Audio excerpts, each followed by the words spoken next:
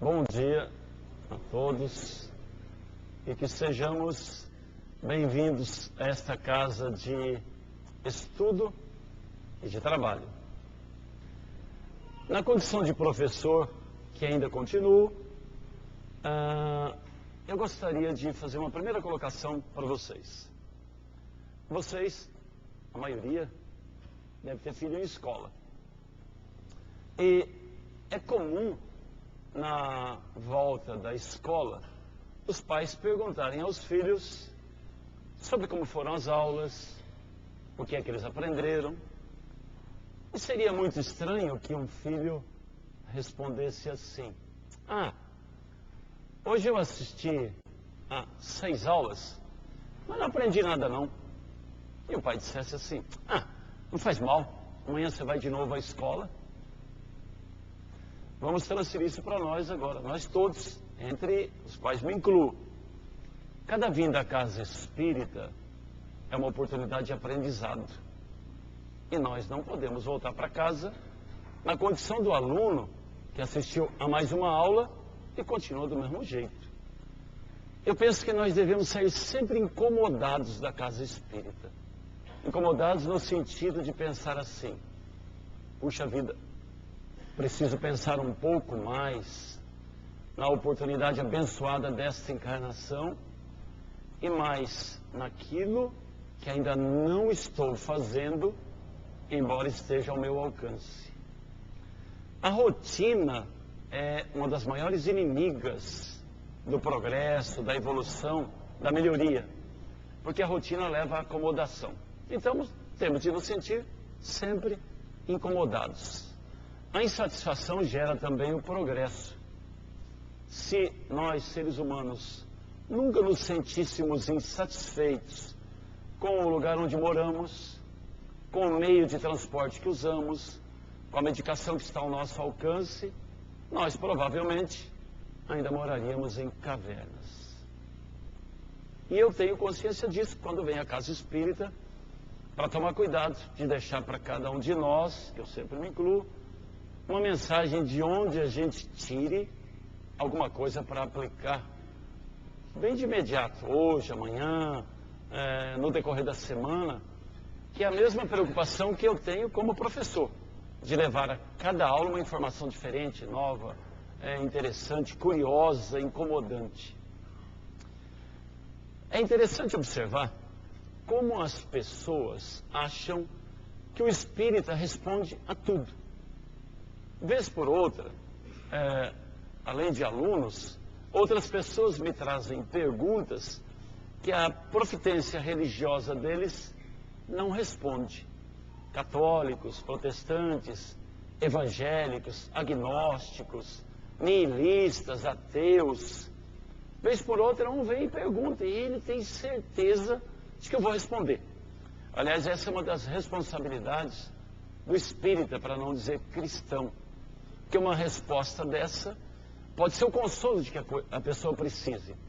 E pode ser também a célula inicial, o começo, o germe de uma modificação a que estamos todos sujeitos e necessitados. Essa é uma das obrigações do espírita. Segundo Emmanuel, a maior caridade que se pode praticar em relação à própria doutrina é divulgá-la. E a orientação que nós recebemos, como mandamento, vamos dizer assim, é aquela em que diz: espíritas, amai-vos e instruí-vos. Nós temos que aprender sempre. E nesse tal de perguntar, um dia, uma aluna de cursinho, que eu trabalho com cursinho, uma idade muito gostosa para trabalhar com os jovens, uma aluna aproximou-se de mim e falou assim, confiando que eu teria a resposta: professor, esse negócio de horóscopo existe? É verdadeiro? Aí você pensa assim, mas espera aí, será que a doutrina espírita tem alguma coisa ligada ao horóscopo? Será que se eu pegar aqui o Livro dos Espíritos, 1019 perguntas e respostas, deve ter alguma coisa aqui dentro? Deve ter. Ou então, alguns outros livros, tal como um que alguns espíritas ainda em Uberaba elaboraram fazendo perguntas ao Chico, que perguntou a Emmanuel, e cerca de 450 perguntas, que em fechadas formaram o livro O Consolador. A pergunta foi feita a Emmanuel: se é real a ideia de que o horóscopo funciona, dirige nossas vidas. E Emmanuel responde assim: olha, a posição de astros, corpos celestes, a posição do zênite do universo é importante, sim, porque há uma espécie de magnetismo entre os astros que de alguma forma influencia o espírito no momento em que seu corpo é concebido. Aí a menina falou assim: então é verdadeiro? Eu falei: calma, não é desse jeito não. Há pessoas que não saem de casa sem ler horóscopo. E se estiver escrito lá no horóscopo: olha, hoje é melhor você ficar em casa, não há quem atire de lá. Algumas outras, mais novas, esperançosas de encontrar o companheiro ou a companheira, entre outras práticas, costumam consultar o horóscopo. E ela falou: então, o que o senhor acha? Eu falei: mas antes disso, eu preciso te contar uma história muito rápida. Aí você julgue. Em 1969, 41 anos atrás, eu cheguei aqui a São José do Rio Preto, numa manhã de 28 de maio. 28 de maio de 1969. E cheguei aqui enganado. Eu peguei o ônibus errado. Era para ir para São José do Rio Pardo, e eu vim para São José do Rio Preto. A diferença é pequena, de tonalidade, mas mudou a minha vida. Eu havia feito um concurso para trabalhar no Senai, uma escola de aprendizagem industrial. E fui o primeiro a escolher a vaga. Eu era muito estudioso, consegui me classificar bem. E a moça da Secretaria da Administração Regional me entregou as fichas e falou: essas são as escolas disponíveis, você pode escolher. E eu puxei a fichinha São José do Rio Preto, Pardo. Não vi que a cor era um pouquinho diferente. Aí a moça falou: nós vamos providenciar a passagem, o senhor vai para lá hoje ainda, sumir na segunda-feira. Isso era uma sexta-feira, eu viria para cá na sexta-feira, sumiria no sábado de manhã e já ficaria trabalhando. Eu fui até a rodoviária em São Paulo, nessa época, num lugar completamente diferente, perto da Estação da Luz. Entrei no ônibus da aviação Cometa. Era para entrar no ônibus da aviação Nasser, que ia até São José. E não percebi nada. Entrei, plataforma tal, acomodei-me. Desci aqui em São José do Rio Preto. Um dia escuro, um frio que fazia que era uma coisa absurda. Desci na estação da Cometa, que era ali na rua Tiradentes, os mais antigos devem se lembrar, e fui à caça do hotel Acalanto, que era de meu tio, um hotel muito grande, porque eu ficaria hospedado. Era uma pessoa por quem eu tinha uma estima muito grande e que me amava muito, meu tio Aristides. Aí subi e olhei, estranhei a cidade, mas era escuro, e eu não sabia para que rumo eu ia.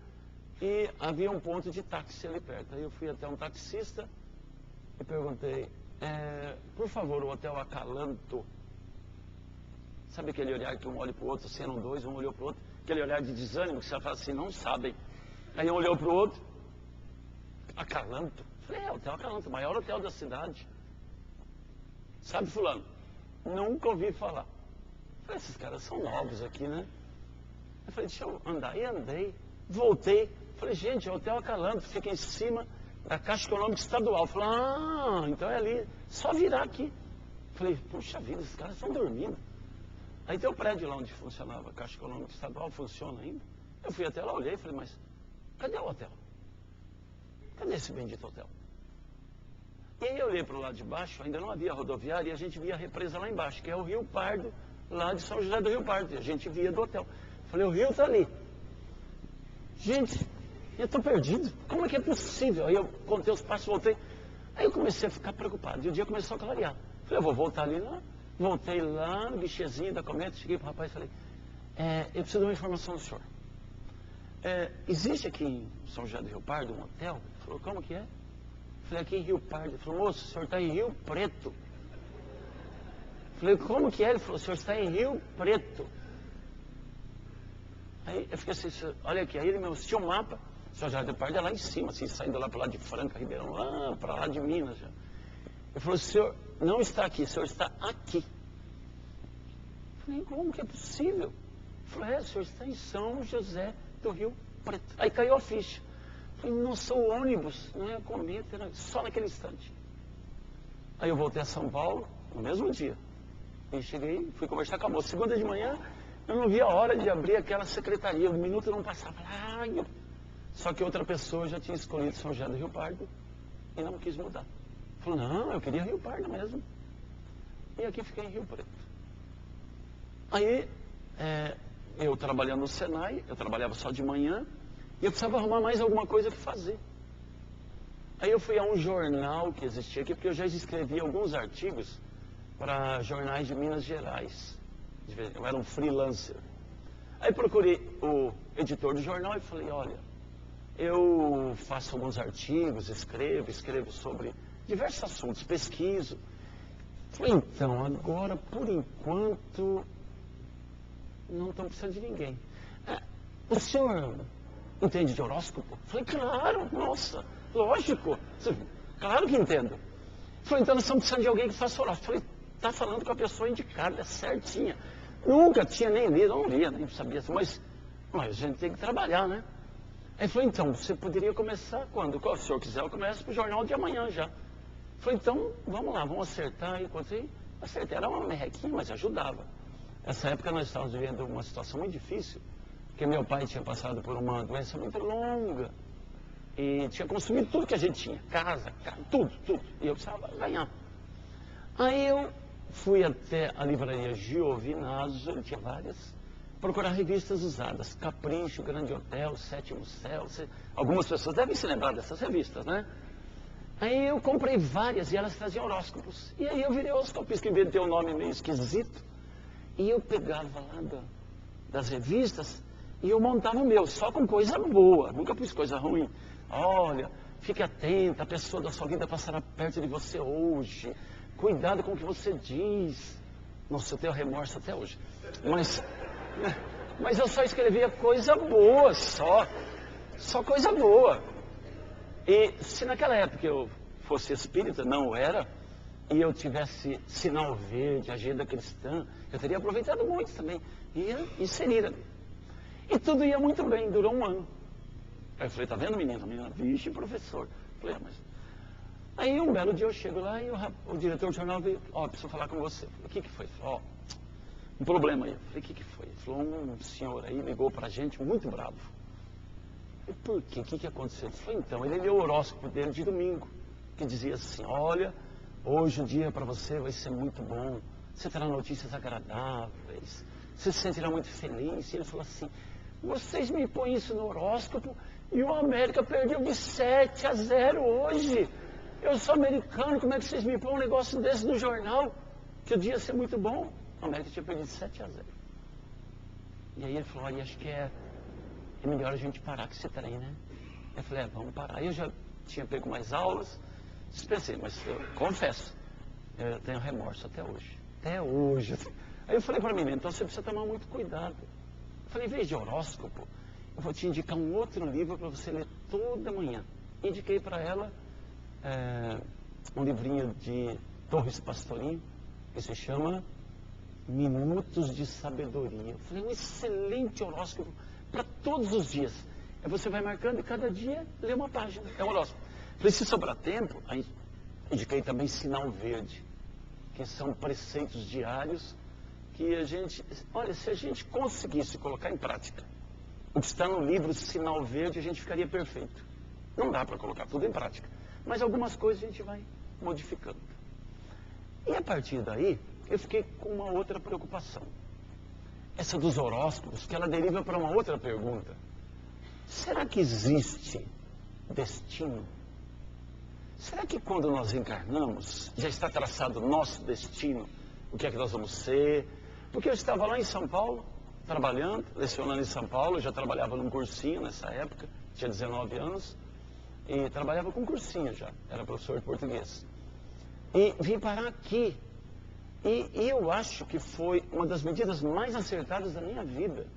Porque aqui eu encontrei a doutrina espírita, aqui eu fiz amigos, aqui eu encontrei a minha esposa, que está ali, a Nilza também, que me fez muito bem, me faz. Então, ajudou o meu destino de alguma maneira assim. Eu não sei o que teria acontecido se eu tivesse ido para Rio Pardo, mas não acredito que fosse melhor que aqui, porque aqui é muito bom. E aí eu pensei assim, será que o livro dos Espíritos responde? Responde. Perguntas 851, 852.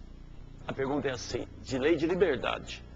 Existe fatalismo, que é o mesmo que destino? Quer dizer, é fatal tudo que vai acontecer para a gente? A espiritualidade responde.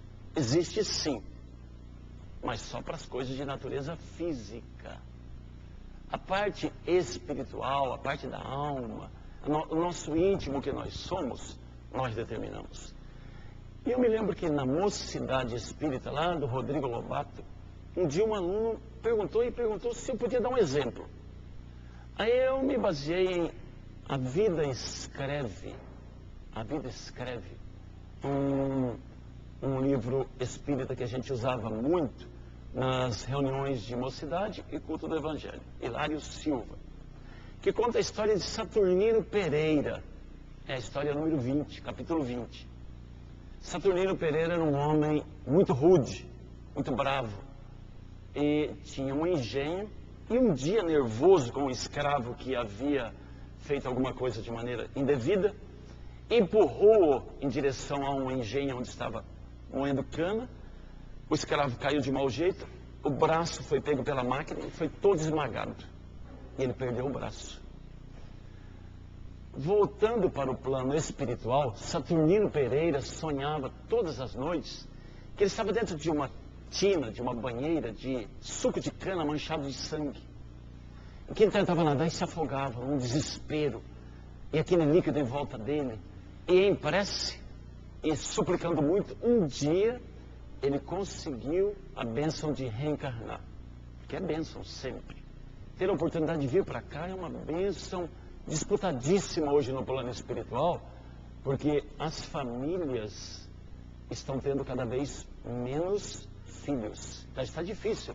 Emmanuel diz que as filas de pedir para reencarnar no plano espiritual são de extensão enorme, que não se imagina. E até uma vez se perguntou ao Chico, Chico, o pessoal está tendo menos filho, o que está acontecendo? Ele falou, principalmente as pessoas que têm mais possibilidade de terem filhos, as que são mais abonadas, que têm recursos, elas têm cada vez menos filhos. Ele falou, apenas as pessoas mais humildes é que ainda têm muitos filhos. Aí a resposta do Chico, meu filho, as famílias mais abastadas estão fazendo menopausa e as outras menos pausa. Essa é a explicação. E aí o Saturnino conseguiu, talvez com uma mulher que estivesse fazendo menos pausa, vir para cá. Reencarnou, mas nós trazemos marcas no perispírito. E essa era uma marca, a perda do braço. Às vezes a pessoa pensa, mas então a justiça divina é vingativa? Não. Quem sente a dor que causou ao outro, dificilmente a repete para um terceiro. É uma lei de ação e reação. Então estava marcado, na reencarnação de Saturnino Pereira, a perda de um braço. Um dia, lidando com uma máquina, Saturnino Pereira prendeu um dos dedos e perdeu parte dele. Era um espírita cristão, devotado à causa do bem, à caridade. E as pessoas perguntavam assim, como é que um homem tão dedicado e tão bom sofre um acidente assim de perder uma parte do dedo, gente? Do lado de lá, o pessoal já tinha estudado o caso dele e, pela própria ação que ele desenvolvia, ele havia diminuído de braço para dedo.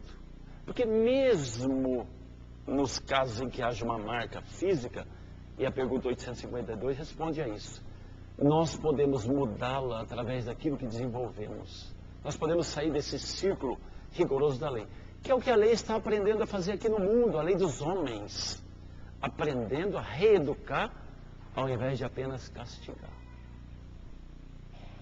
Então eu respondia, olha, esse negócio de determinismo, de não haver livre-arbítrio, não existe.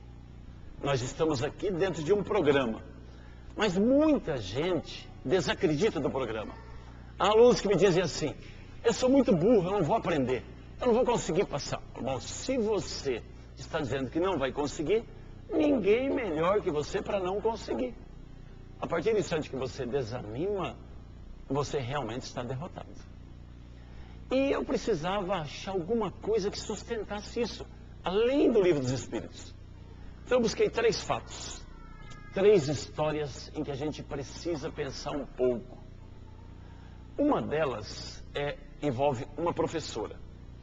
É bom a gente saber que toda vez que nós encarnarmos com grandes dificuldades, um ou mais espíritos amigos reencarnam um pouco antes ou paralelamente a nós para nos apoiar. Que ninguém vem sozinho. A justiça divina não nos joga aqui por nossa própria sorte quando a tarefa é difícil. Então, uma professora, 21 anos de idade, vai à casa da família de uma sua aluna que está na 2ª série, equivalente a mais ou menos 8 anos hoje, Estados Unidos. Essa professora chama-se Anne Sullivan e ela está interessada no desenvolvimento da criança que é sua aluna. Conversando com a mãe dessa criança, Anne Sullivan vê uma outra criança que tem 6 anos, sentada assim do lado, no quintal da casa, esgaravatando o chão, brincando no chão assim com um pedacinho de madeira, brincando com a terra. Ela olha e fala assim, é sua filha também? E a mãe disse, é minha filha mais nova. Quantos anos ela tem? 6 anos. Ah, então só o ano que vem que ela vai à escola? Eu falei, não, ela não vai à escola. Mas por quê? Eu disse, porque não adianta. Eu falei, mas não adianta como? Falou, ela é surda, cega e muda. É que nem um bichinho, ela fica só assim ali, ó. A gente põe pra cá, põe pra lá, dá comida, só isso. Aí a Anne Sullivan ficou incomodada com aquilo. Falou, mas ela não enxerga. Falou, não, ela teve uma doença quando tinha 2 anos e um pouquinho. Uma doença muito grave, era até essa idade uma criatura normal. E por decorrência da doença, ela foi ficando assim, nós nem percebemos direito. Aos poucos a gente percebeu que primeiro ela não enxergava e não ouvia, e as poucas palavras que ela falava, ela parou de falar porque ela emudeceu. Ela deixou de ouvir. E ela faz só alguns ruídos, alguns barulhos. Anne Sullivan foi para casa incomodada. Não dormiu direito aquela noite. Voltou no dia seguinte à casa e disse, eu não me conformo. Não pode ser isso. Onde está Deus que deixa uma criança dessa assim? Não pode ser. E a mãe falou, minha filha, é assim mesmo. É o destino. Ela falou, não. Deixa eu tentar alguma coisa. Foi até perto da menina, tomou as mãos da menina e apertou. Estavam se encontrando ali o espírito protetor, que havia reencarnado 20 e poucos anos antes, e a menina que tinha uma tarefa difícil naquela encarnação. Anne Sullivan estava encontrando a protegida dela, Helen Keller. Se alguém quiser saber a história inteirinha, existia um filme chamado Black, Escuridão, que narra essa história de uma maneira fantástica. É um filme russo. Russos fizeram esse filme. E ele não foi muito divulgado aqui no Brasil, não. Através do YouTube é possível assisti-lo. Chama-se Black, a história de uma vida. A gente vai fazer um salto desse momento em que os 2 espíritos se encontram, o protetor e o protegido. E vamos andar até a idade de Helen Keller com 20 anos. Ela é professora de uma escola pública. Eu vou até para não... Se alguém quiser depois conferir a história, está aqui também. Temos, esse livro aqui é fantástico. Simonetti. Aliás, o Simonetti é outra criatura que eu acho que é espírito protetor de todos nós, porque os livros que ele produz são fantásticos. No livro Temas de Hoje, Problemas de Sempre, Exemplo Inesquecível é o título da aula. E Helen Keller consegue, nessa época aqui, ela não consegue muito não, ela é professora só das seguintes disciplinas: geografia, álgebra, botânica, ciências físicas, zoologia e filosofia. Aí vocês vão me perguntar assim, espera aí, cega, surda e muda? Como? Ela havia pronunciado, até os 2 anos e pouco, algumas palavras. Foi daí que Annie Sullivan, através do tato, conseguiu fazer que a menina voltasse a falar. Ela não falava porque não ouvia, mas falava respondendo ao impulso das mãos. Segundo os cientistas, é um caso único no mundo. Mas como é possível? Porque o impossível não existe. O impossível é a desculpa que nós damos para aquilo que nós não queremos, ou não podemos, ou não estamos dispostos a fazer. Mas observem bem, o espírito amigo ali do lado. Qual é o nosso espírito amigo? Quem é que está ao nosso lado? Quando é que ele vai reencarnar? Será que já está reencarnado? Às vezes nós pensamos que vivemos independentemente. E quem se julga sozinho, quase sempre está abandonado mesmo. A história de Helen Keller não existiria não fosse Annie Sullivan assumir esse papel de sacrifício para levantá-la disso. Se nós olharmos à volta, nós encontraremos o espírito amigo, ou encarnado, ou à espera de uma prece em que nos coloquemos à disposição dele, para que ele nos intua. Ele não vai fazer por nós, nós faremos com a ajuda dele. Segundo caso, Franz Rosenzweig. Eu vou fazer até um paralelo dele com Camilo Castelo Branco. Quem estudou, fez colegial, fez literatura, deve se lembrar de Camilo Castelo Branco. Ou pelo menos de 2 livros que ele escreveu que ficaram famosos. Entre os mais de 100 que ele produziu em Portugal, no século XIX. Um deles chamado Amor de Perdição. Será que alguém leu esse livro na escola? É um livro pesado, horrível, de sofrimento, de angústia, de suicídio, de morte, de desgraças infinitas. E outro chamado Amor de Salvação. Camilo Castelo Branco e Franz Rosenzweig. Eles têm um paralelo pelo seguinte.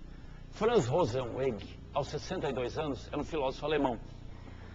Ele foi acometido de uma artrose amiotrófica lateral que foi paralisando todos os músculos do seu corpo, ao ponto de em 2 anos deixá-lo completamente paralítico, com movimento apenas dos olhos, só dos olhos. Ele foi colocado numa cadeira, as mãos cruzadas aqui assim, e a única coisa que ele movia, não movia a cabeça, para poder deglutir, engolir os alimentos, tinha que se fazer o movimento dele aqui com a boca. Ele mal conseguia engolir. Que sofrimento, hein? Camilo Castelo Branco, aos 62 anos, chegou à cegueira, ficou cego. E não teve dúvida, virou o personagem central do romance Memórias de um Suicida, pela pena de Ivone Pereira. Suicidou-se. E quem já leu Memórias de um Suicida tem uma vaga ideia do que existe para se passar em regiões umbralinas para onde vão os suicidas. Franz Rosenzweig podia ter escolhido o mesmo caminho. Não escolheu. Tinha que achar um meio de fazer alguma coisa, porque ele sabia que tinha vida pela frente. O espírito protetor dele havia reencarnado mais ou menos na mesma época que ele, 1 ano ou 2 depois. E ele se encontrou com esse espírito amigo no altar. Era a esposa. Com a esposa ele combinou o seguinte: vamos fazer um teclado. Ele piscava, só piscava. Então, para se comunicar, quando a mulher dizia alguma coisa, a aquiescência era piscar uma vez, ou não, eram 2 vezes. E se comunicava com a esposa. E a esposa um dia, perguntando a ele se havia um jeito de se comunicar melhor, sim, tal, isso, aquilo, chegaram ao seguinte: desenharam na parede um teclado, com todas as letras do alfabeto, como se fosse um teclado de um computador, mas desenhado, como se fosse aqui na lousa, letras grandes. A esposa vinha, apontava a letra, piscava uma vez, essa. Aí ela corria a mão, piscava, ela parava, para achar cada palavra. Deve dar um trabalho danado para se comunicar assim. Por exemplo, ela dizer assim: eu gosto de você, levaria um tempão, hein? Levaria um tempão. Mas ele conseguiu fazer alguma coisa. Traduziu para o alemão a Bíblia. É a melhor tradução que existe para o alemão da Bíblia. Levou 12 anos. Todos os dias. 12 anos. Traduziu a Bíblia inteirinha para o alemão. Se ele tivesse traduzido só as letras Z, que existem na Bíblia, que são 5.500, já levaria um tempo danado. Mas traduziu os 48 livros, um a um, letra por letra. Esse seguramente não acreditava em determinismo para o mal, para o sofrimento, para a angústia. Porque muitas pessoas combinam do lado de lá provas para passar para o lado de cá. Aí vem para cá. Esquece o combinado. E além de esquecer o combinado, a primeira prova que aparece, eles acreditam de tudo. Tive um confrade que frequentou durante algum tempo o Rodrigo Lobato. E desapareceu um dia. Como é comum desaparecer de vez em quando. As pessoas vêm, às vezes não é o lugar onde se sentem felizes, onde não se encontram e vão embora. E ele fazia alguns serviços profissionais aqui na cidade de que eu precisava de vez em quando. Notamos a ausência dele, fui até a oficina e conversei com ele. Vamos chamá-lo de João, que é um nome bonito e que não é o dele. Ô João, o que aconteceu? Você não tem ido mais? Ah, nunca mais eu vou. Vou lá não. Falei, por quê? Ah, não, esse negócio de espiritismo, espírito amigo, essas coisas, isso aí não existe não. Falei, mas o que aconteceu? Falei, imagina. Teve uma quinta-feira que eu fui à palestra lá e já era passista. Estava lá, ajudando. Sabe o que aconteceu? Eu falei, não, entraram na minha casa e roubaram a minha televisão. A espiritualidade está fazendo o quê que não me protege? E se eu estou lá na casa espírita? E o pessoal entra na minha casa e rouba a minha televisão, então eu não vou mais ao centro, ninguém protege a minha casa. Falei, se você não tivesse ido ao centro, o que você teria feito nessa noite? Falei, eu ia ficar com a minha neta assistindo televisão, que a neta morava com ele. Falei, e se o assaltante chegasse? Falei, pegava uma arma e ia enfrentar. E vi se o assaltante, que é muito mais prático em armas e está preparado para a ação, se é pego de surpresa. Quando a polícia recomenda que a gente não reaja, tem gente que fala assim, é por isso que os bandidos estão fazendo o que a própria polícia fala para não reagir, é que nós não estamos preparados para o momento, e ele está. Aquilo é do feitio dele, não é do nosso. Nós vamos pegar uma arma para dar um tiro numa pessoa, nós trememos tanto que o cara dá 10 na gente e a gente nem pegou a arma direito. Esse é o problema. Ele falou, eu pegaria uma arma e daria um tiro nele. Eu falei, e se ele pegasse a arma, se ele usasse a arma que já estava na mão e atirasse em você ou na sua neta? Ficaria mais caro que uma televisão? Ficou pensando, falei. Aí recuperou a televisão, falou, não, eu já comprei outra. Falou, você não compraria outra neta, nem compraria outra vida.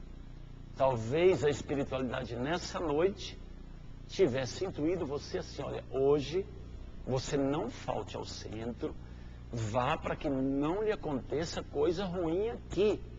Há um espírito muito influenciado pelo mal, que preparou-se durante dias para entrar em sua casa, vai vir armado e reagirá a qualquer ação sua. E pode inclusive feri-lo ou levar à morte um de vocês dois. Afaste-se daqui hoje. Você tem recursos para comprar outra televisão. E talvez você tenha ouvido tudo isso. E nesse dia não tenha faltado a casa espírita. Eu falei assim, nossa, mas que explicação, hein? Eu falei, você tem uma melhor? Você é. Pensando bem, não tem, não. Voltou à casa espírita. Aí no primeiro dia que ele voltou, ele falou assim para mim, eu voltei. Só que se roubarem outra televisão, eu vou reclamar para a espiritualidade, viu? Porque toda hora roubando televisão. Eu falei, você tomou cuidado com a sua casa, fechou as portas direitinho, olhou com cuidado tudo. Eu falei, então, você fez a sua parte. Se a espiritualidade optar por colocar um guarda lá na porta da sua casa, tudo bem, eu acho muito difícil. Você esteja preparado, porque quem tem, perde. Essa é a lei. Se eu não tivesse televisão, eu levaria outra coisa, não levaria TV. Não estou. Esse é o mal de nós outros também. É a gente interpretar as coisas dentro do nosso interesse. Então, se as coisas não estão indo como a gente quer, meu destino mesmo é sofrer. Ninguém reencarna para sofrer. Qualquer um de nós que não esteja bem preparado para reencarnar, fica do lado de lá ainda. Quando nós aportamos ao planeta, quando nós desembarcamos aqui no planeta Terra, é porque nós temos algum preparo para nos desincumprirmos de nossa missão sem muita angústia, sem muito sofrimento e com proveito. Algum sofrimento existe. Isso aqui é um hospital. Eu não imagino uma pessoa chegando a um hospital pedindo para ser internada porque quer passar algum tempo lá dentro. Não existe isso. A pessoa não iria a um hospital para isso. Estão no hospital, geralmente, pessoas doentes. E alguns outros que estão lá para cuidar dos doentes. Mas que também tem uma tarefa, uma missão. A Terra é planeta de expiação e provas. Não é um planeta de passeio. Então, cada vez que a gente vem para cá, é sinal de que nós temos débitos. E os débitos precisam ser arrumados dentro da lei de causa e efeito, que se opõe ao determinismo, que os espíritos respondem em lei de liberdade, que não existe nessa extensão que o pessoal quer que exista. Outros perguntam assim, e por que eu não ganho na Mega Sena? E o outro ganha? É destino? Mas, bem que eu queria ganhar na Mega Sena. Aí um dia uma pessoa falou assim, eu queria ganhar na Mega Sena, mas queria ganhar assim, uns 50 milhões. O cara já é porcaria, uma acumuladona. Falei, quantas vezes seguida sozinha? Falei, não, uma só. Falei, tá bom, menos mal. Falei, o que você ia fazer com isso? Falou, primeiro, eu ia dar 1 milhão para cada um dos meus filhos. É gostoso dividir o que não é da gente, né? É tão bom. A gente fala, fulano tem tanto, por que não divide? Dividiu dos outros. Não, o nosso, não. Fala assim, a igreja tem tantas terras, tantas... Por que não distribui para os outros? Ué, começa a dar o exemplo, distribui você. Aí ele falou assim, ia dar 1 milhão para cada filho. Eu tenho 3 filhos. Aí eu tenho meus irmãos, também ia dar 1 milhão para cada um. Aí ia dar para eu falei, muito bom. Você ia estragar o projeto reencarnatório de todos eles. Você percebeu por que você não ganha? Porque você é muito bom. Porque você vai distribuir tudo. É muita caridade para um só. Então por isso a espiritualidade fala, não, ele vai ser muito caridoso. Esse cara vai para o céu logo em seguida, ainda não está preparado, então deixa sem ganhar. Porque todo mundo tem esses planos, né? Quase todo mundo. Se ganhar, o que eu vou fazer com tanto? Aí depois a pessoa ganha, não conta para ninguém, esconde, muda, faz alguma coisa. Uma das primeiras, aliás, é pedir demissão do trabalho, né? Eu trabalhei ainda tão bem, a pessoa estava espiando tantas coisas, estava aprendendo. Pessoas que falam na fila de Mega Sena assim, se eu ganhar, nossa, eu entro lá na firma, eu chego pro meu patrão, chuto a mesa dele, jogo tudo no chão e falo assim, nunca mais eu entro nisso aqui. Joga por terra a oportunidade abençoada que teve até aquele dia. Então a espiritualidade nos conhece bem, bem mesmo. E um olha para o outro e fala assim, olha o que ele está pedindo, ó, ganhar na Mega Sena. Hilário Silva, igualmente, diz numa página de um dos livros, que grande parte de nós faz parte de uma equipe chamada TBC, Turma da Boa Conversa. TBC. A propósito de uma reunião numa casa espírita, onde cada um dos confrades disse assim, olha, e se a gente abrisse um núcleo de assistência à criança e um núcleo de assistência à mãe solteira e mais um para apanhar? Isso mesmo, vamos fazer isso, vamos fazer. E há 2 espíritos olhando a reunião. Um é o da casa, um é o visitante. O visitante fica impressionado. Fala, gente do céu, que grupo, hein? E o outro diz, se impressione não. É o TBC. Amanhã eles nem se lembram do que conversaram. Turma da Boa Conversa. E a gente tem que observar isso. No caminho de nossa existência, as provas não são maiores do que nós. E quando elas são grandes, a espiritualidade é à nossa volta. Fala assim, e onde estão meus amigos espirituais? Aqui dentro, em casa, no trabalho, na rua. Amigo, a gente conquista, não ganha. É preciso chegar até ele, buscá-lo e ele se aproxima de nós. Nessa segunda história, de Franz Rosenzweig, eu tenho me inspirado para nunca desistir. Porque eu fico pensando assim, se me falta visão, nós já pensamos isso um dia, não ver mais, tatear como a gente vê pessoas pelas ruas, só que a gente não valoriza o oposto. Eu vejo. Hoje de manhã, cada um de nós se levantou. Há pessoas que não se levantaram hoje e não vão se levantar mais. Nas 24 horas do dia de hoje, desencarnarão mais de 200 mil pessoas na face da Terra. Pessoas que ontem se deitaram com planos para segunda-feira, de coisas que ainda não foram feitas, que foram adiadas, e que não farão isso. Pessoas que deixaram para terça ou quarta-feira da semana que vem, a possibilidade de um encontro com uma pessoa para corrigir um mal-entendido, para pedir perdão, para oferecer auxílio, e que não farão mais isso, porque voltaram para casa, voltaram para o plano espiritual, dentro de um plano de existência que este sim existe. Quanto tempo ficaremos aqui? O suficiente. Teremos moratória, uma extensão do tempo, depende do que fazemos. O Chico, por exemplo, é um exemplo. O Chico é um exemplo bom disso. Veio para escrever 70 livros, mais ou menos. Planejou do lado de lá, desembarcou aqui na Terra, chegou aos 70 e se sentiu incomodado, insatisfeito. Posso fazer mais. E Emmanuel, vamos a 100? Vamos. Vamos a 200? Claro. O livro Linha 200, que é o título do livro, Linha 200, que é o 200º livro do Chico, fala, entre outras coisas, a mensagem de Emmanuel a respeito disso. E aí, vamos a 300? Vamos. Vamos a 400? Claro. E ele não perguntou mais, e quase chega a 500. Se o Mineirinho continua aqui, passava de 500. Ah, mas era fácil para o Chico. Ele só tinha catarata, tinha uma dor que aperta o coração, chamada angina, tinha uma erisipela que o incomodava muito entre os dedos da mão, tinha problemas de toda espécie, deixava os problemas de lado e pegava o lápis. Quando ele soltava o lápis, aí ele olhava para os problemas de novo. Porque é fácil olhar o sofrimento do outro se transformando em ação. É muito fácil. A gente olha e fica às vezes admirado. Mas e o nosso, que precisa também se transformar em ação? Vamos para o começo do século XX. Um terceiro fato. Um menino de 12 anos está se afogando num lago na Inglaterra. Esse menino é filho de um lord inglês, muito rico. E foi brincar, esqueceu que o lago era fundo, não sabe nadar e está se afogando realmente. Numa casa acima do lago, à distância, um jardineiro está trabalhando. E o filho dele, de 12 anos igualmente, está à beira do lago também. E vê o menino se afogando.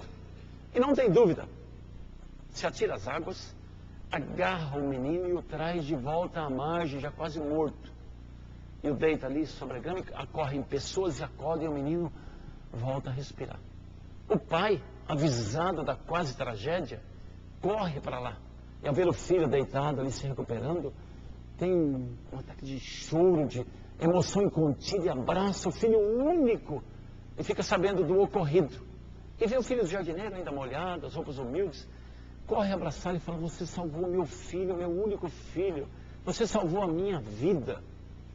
Que é sabido que a lei de desencarnar e voltar para lá, ela tem um ritmo um pouco diferente desse.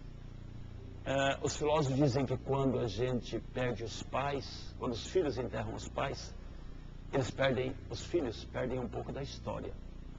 Agora, quando pais enterram filhos, eles perdem o futuro. É diferente, é incontida, a dor é muito grande. E o pai abraçando o filho ali espelhava essa máxima da filosofia. O meu futuro quase se foi, o meu filho. Ele olha para o menino e diz assim: menino, o que você quer como recompensa? O menino fica quieto.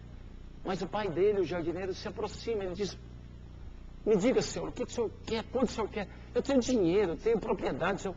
Peça o que o senhor quiser. Quanto o senhor quer? O pai diz: não, eu não quero nada. Eu não quero, mas peça, eu posso, eu quero.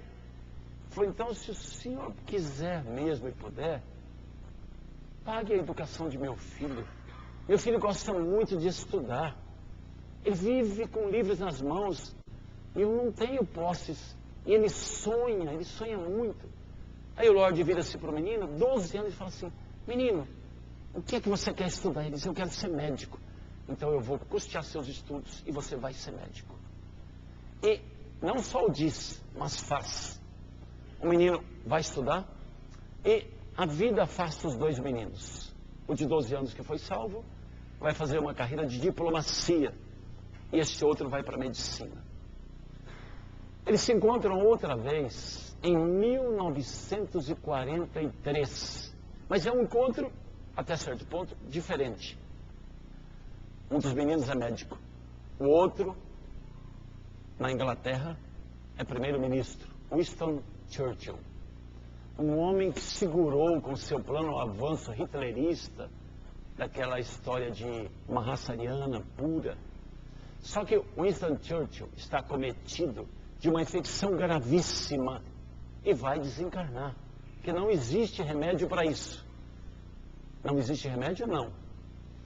Há uma medicação que está sendo ultimada, são as últimas experiências. 3 médicos estão terminando as experiências com penicilina. Um deles, Alexander Fleming, é o menino, filho do jardineiro, que está ultimando esses preparativos. Eles vão a Londres e o uso da penicilina em seu estágio inicial de experimento salva a vida de Winston Churchill. Esse médico, Alexander Fleming, Prêmio Nobel de Medicina de 1945, é o menino que foi salvo, é o menino que salvou Winston Churchill do afogamento. Aí a gente pergunta assim, eita espírito protetor danado, hein? 2 vezes. Primeiro tira o menino d'água, depois tira o menino das portas da morte. Quem quiser ler essa história bem interessante, acessa o YouTube e digita lá, Fleming e Churchill. É bom a gente sempre confirmar e ler. A história é mais longa, é bonita. E a gente fica pensando assim, peraí, quer dizer que os dois reencarnaram juntinhos. Deve ter ocorrido lá a seguinte conversa. Vai que eu também vou. Você vem mesmo? Vou. Olha que eu vou precisar de você, hein? Mais de uma vez. Fica tranquilo. Nós estamos juntos nisso. É que a gente não lembra essa conversa. E às vezes, nós afastamos o nosso amigo espiritual por uma rusgazinha, por uma briga, por um nariz virado. Brigamos com ele. E, por nossa conta, nos afastamos dele. E ele vai embora. Por isso a recomendação de que a gente não perca nunca a oportunidade. Primeiro, de fazer amigos. Segundo, de perdoá-los. Porque o preceito bíblico, perdoa ao seu inimigo, não é só esse não. Ao seu amigo também. Porque às vezes a pessoa fala, na Bíblia está falando que é só para perdoar inimigo. Um dia um aluno falou isso para mim. Eu falei, então tá certinho, agora virou seu inimigo, não virou? Então vai lá perdoar. Eu falei, mas aí, não virou inimigo? Tá certo, era amigo, virou inimigo, agora perdoa. Falou, não, mas não ficou bem inimigo. Eu falei, então vai perdoar o seu amigo. Eu falei, mas não tem jeito não, tem que perdoar. E aproximar-se de novo dele. Há casos em que irremediavelmente a pessoa se afasta. Azar nosso. Não nos faltam espíritos amigos para nos ajudar. Só que nós temos que tomar cuidado para não afastá-los. Essas 3 histórias ilustram bem a necessidade que a gente tem premente de observar os rumos de nossa existência. Não é preciso que a gente olhe para baixo, para os mais infelizes, para os que se abandonaram. Não, é só olhar para a gente mesmo e catalogar o que a gente tem que não pode perder, que ficaria infeliz. Porque nós costumamos catalogar regalias por direitos. Nós temos muitas regalias, algumas delas por empréstimo. Meu pai, que sempre foi muito bom conselheiro, um dia disse para mim assim, não reclame, não fique reclamando nunca. Por quê, pai? Porque é o seguinte, lá no céu, os santos e os anjos têm uma fichinha nossa. E lá está escrito tudo que a gente merece e não merece. Aí você começa a reclamar, e reclamar, e reclamar. Alguém fica incomodado lá no céu. Como eu era um menino meio endiabrado, acho que era no outro lugar que estava a minha ficha. Mas vamos seguir a historinha de céu que tá bom, né? Se alguém pega a sua fichinha lá e começa a ler, fala assim, vamos ver, puxa vida, ele está reclamando tanto. Assim, interessante. Ele tem tal coisa, mas não era para ter, não. Opa, peraí, olha isso aqui que ele tem também. Quem foi que deu essa regalia para ele? Olha só, ainda não aconteceu tal coisa. Ah, pera lá, vamos corrigir a vida desse menino. E aí você vai receber algumas coisas muito ruins que eles tinham esquecido de mandar para você. Então você fica quieto, bem quietinho, não reclama, que assim você passa despercebido. E é mais ou menos isso. É mais ou menos isso. Muitas das coisas que nós temos, a espiritualidade nos concede, não porque é boa, mas porque confia que com incentivo, com um pouco de ajuda, nós vamos adquirir. Caso contrário, não adiantaria pedir ajuda. De vez em quando, nós fazemos uma prece. Me ajudem aqui, eu preciso. E é lícito fazer isso. Nós podemos e devemos pedir ajuda. Claro que devemos. Porque é para isso que estamos aqui, para evoluir. Às vezes a ajuda nos adianta um passo. E mais adiante, nós compensamos a ajuda que tivemos. Mas não podemos confiar que a espiritualidade fará por nós. A espiritualidade intui, aconselha, orienta, mas não faz. Jesus não é nosso salvador. Jesus é nosso orientador. Quem nos salva somos nós mesmos. E esse é o grande mérito da luta. Que nós consigamos vencer essas dificuldades que estão no nosso caminho. Horóscopo, determinismo, não. Livre-arbítrio. Nós conquistamos isso. Pode parecer que o livre-arbítrio seja uma carga muito pesada. Mas nós conseguimos isso a partir da racionalidade. Nós não somos instintivos. Nós temos o uso da razão. que nos permite escolher entre isto ou aquilo. O grande problema do livre-arbítrio é que a sementeira, a escolha é nossa, mas a colheita também. O que nós semeamos, nós colhemos. O que nós plantamos volta para nós. A espiritualidade é riquíssima em exemplos. A literatura espírita é mais séria, porque existe muita literatura para se tomar cuidado com o subtítulo de espírita, mediúnica, pelo espírito fulano de tal, precisa tomar cuidado também. Mas a literatura espírita séria tem hoje mais de 4.500 títulos. 10 vezes o que Chico Xavier escreveu. Se uma pessoa quiser navegar com segurança, pegue a codificação, pegue o legado de Chico Xavier. Não é só isso que existe, mas nos dá uma base muito segura. Um aluno uma vez me perguntou assim, qual era a graduação de Chico Xavier? Eu falei, nenhuma. Ele não terminou o curso primário. Eu falei assim, como é que ele consegue escrever? Eu falei, ele não terminou o curso primário, mas sempre foi um grande estudioso. Eu sugiro que o pessoal que goste de ler, pegue um livro de Sueli Caldas Schubert, chamado Testemunhos de Chico Xavier. É um livro fabuloso, editado pela FEB, que contém cartas que Chico trocava com dirigentes da FEB, pedindo livros para ler, livros de filosofia, de antropologia, de psicologia, livros que ele lia. Amando de Emmanuel, que era um dos professores mais rigorosos que eu já conheci pela literatura que existe. Quem assistiu ao filme Chico Xavier, às vezes fica até pensando assim, nossa, que professor ranzinza, hein? Esse Emmanuel só deu um sorrisinho lá no fim. E assim mesmo que o pessoal do filme colocou, porque pelo jeito ele não ia nunca. Era sério. Ué, mas o professor tem que ser assim, bom e sério. Se for só bom, é bobo. Aí professor muito bonzinho é professor bobinho. Professor que permite tudo, leva tudo. Não, tá bom. Os alunos comentam, nossa, é um bobo. Quando o professor é rigoroso, as pessoas guardam as lições e se lembram dele com carinho. Não precisa ser rústico, bravo, mal educado, estúpido. Não, severo. Porque aprender é uma coisa séria. E o Chico aprendeu debaixo da severidade de Emmanuel e descobriu que a lei não é boa, é justa, não presta favores, mas nos apoia. Espera de nós e aguarda com paciência que tenhamos a capacidade de corresponder àquilo que se espera de nós como espíritos em evolução. Não é boa, mas é justa. Por isso se chama justiça. Justiça, de justa, daquilo que é lógico, que é racional. Cada um de nós está carregando o fardo das próprias imperfeições, mas também um cabedal enorme de possibilidades, de estudo que fizemos, de potencialidades que nós temos. Nós somos capazes de mudar o nosso pretenso, suposto destino, sempre para melhor. Sempre. Basta que a gente queira. A recomendação evangélica, bate que a porta se abre, é muito própria para isso. É preciso que a gente tome a iniciativa. Se um de nós chegar à frente de uma porta, de uma casa, fica plantado, talvez nunca sejamos atendidos, porque o pessoal lá de dentro ignora que nós estamos ali. É preciso bater, às vezes mais de uma vez. Às vezes a palma tem que ser mais vigorosa, mais insistente. Às vezes tem que bater a porta mesmo. Abre aqui, eu quero entrar. Essa decisão é nossa. Bate e a porta se abrirá. É o que nós precisamos fazer. E aí se alguém algum dia perguntar assim, existe destino? Sim, eu faço o meu.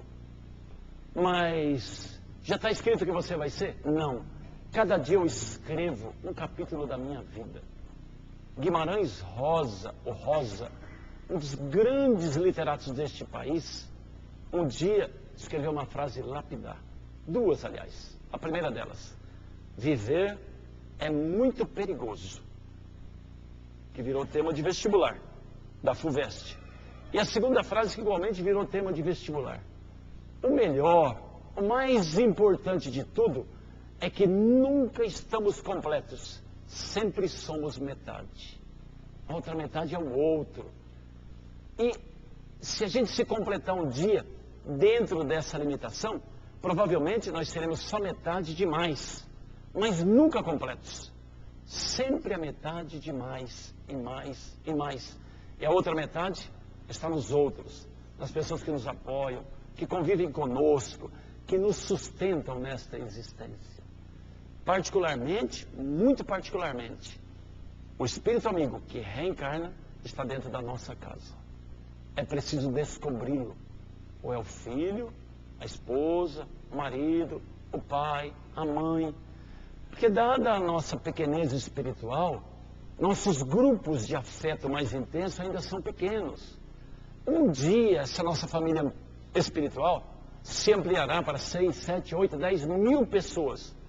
E um dia, abrangerá a dimensão de um Chico Xavier, capaz de amar indistintamente quantos se aproximassem dele, e dizer para as pessoas que se achegavam a ele: reza por mim, ora por mim, pensa em mim.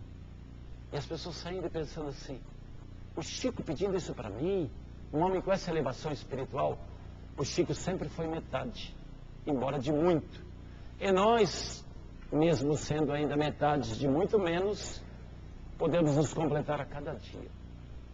Determinismo não existe, mesmo para as coisas físicas.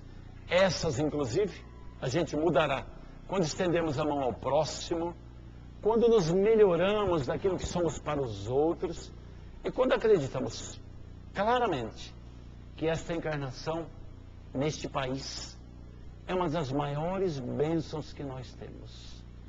É um país mal administrado, mas é realmente a pátria do Evangelho. Nenhum outro país seria tão bom para nós, que viemos de longe. Se nós olharmos na esteira de nossos antepassados, todo mundo veio de fora. Tem um avô, um bisavô, um triavô espanhol, italiano, português, austríaco, alemão, e viemos todos para cá. Porque a justiça divina, no seu aspecto que tem de bondade, disse: vai lá para a pátria do Evangelho e cura-te. Vai lá e aproveita. E é o que nós precisamos fazer. Cada dia. Apareceu a oportunidade, agarremos-la.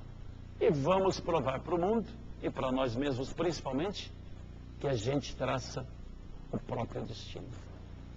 Possa Jesus nos abençoar nesta manhã de domingo e fazer que cada dia de nossa existência seja o reconhecimento das bênçãos que temos ao longo das 24 horas que esperam de nós ação e trabalho. Que Jesus nos abençoe.